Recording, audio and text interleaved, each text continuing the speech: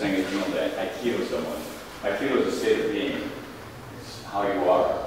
And the other one is that uke is only there because of their attachment. And so there's no need for connection because the connection is the attachment. The connection is a given. It's as given as gravity. You know, we don't have to connect with the earth, right? It's there. Wherever we go, gravity is there. And also, we're all connected on a universal level.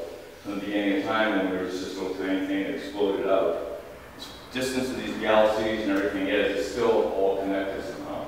So that's a given. So we can forget about the connection and think about uke's attachment, which is their desire to somehow move into my field of influence.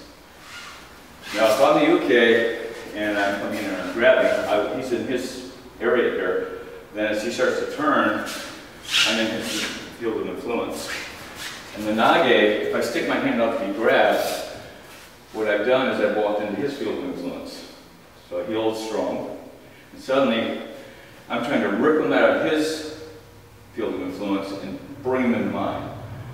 And I'm just going to knock that guy out of his field of influence and bring him into my field of influence strongly. And okay, I'll take his center and do that, and I'll move him that way. The problem is why did I step out of my field of influence to begin with? Which is just the way I am. When I put the hand out, and he grabs it, grabs strong, he's already in that. For him to even attack, he has to step into it. So I pose. These movements here are a pose, that's all they are. Once he gets a hold of my hand, he's in my world. Once I stick out there and grab, we're in this place that's sort of, I would say, even at the best, a shared area that we're going to fight over. King of the hill, we're both on the top. And I'm trying to out-technique, out-trick, outsmart, you know, whatever needs to be done. The problem to begin with is that I got into this situation. Why did I step out of my absolute perspective that begins here and goes in all directions and bring him into that field and say, it's my world, and I'm taking it back. Strong. So, you know, I can figure this way or you go around here, that. And you can always figure out a way to fight me. Unify with the earth here, earth power. But when I let go of all that and come back to who I am, I reconnect with who I always was, one with the universe, one with everything.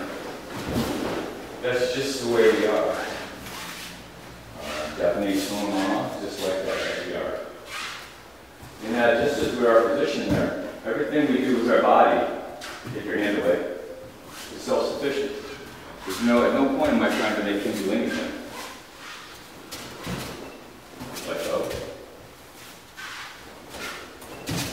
Let go. So you can see that within that range of motion, the only thing that keeps him there is his desire to be there. And that seems right to me. If someone comes in and tries to enter your world and do something to you, and you just maintain that sense of your own world, everything they do will go back to them. When I get into a situation where I want to move them, then we're fighting over it. So from the very beginning, think of these things as poses. You might think of, you're on the stage and the photographer says, would you allow me? How's that?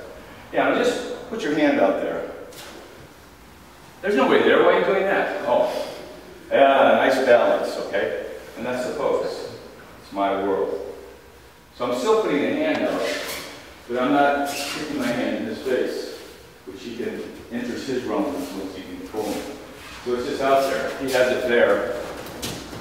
He's already stepped into my field of influence. And it's not limited to just the arm movement, just walking along here, having it over there. It's still my world.